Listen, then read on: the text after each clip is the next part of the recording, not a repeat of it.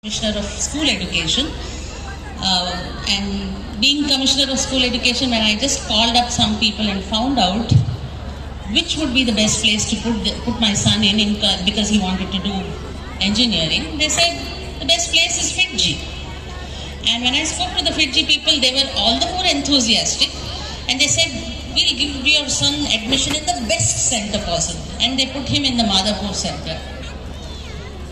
Having gone through COVID and online lessons, what we missed was that he was not very good at his basic concepts because it was online classes for 2 years.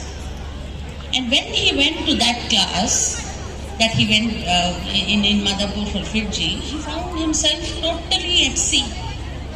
He was unable to catch up with the rest who were probably in this class for very, very long time, from 5th and 6th and 7th also people start their engineering coaching classes these days.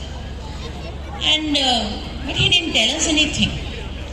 After about a month, we found that he was not talking much.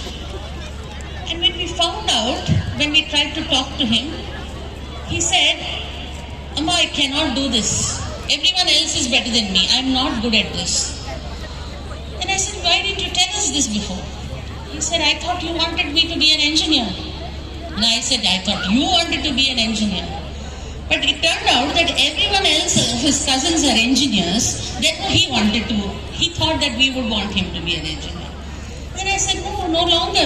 If you're not required, if you don't want it, you're not required to do it. If you don't want it, you are not required to do it.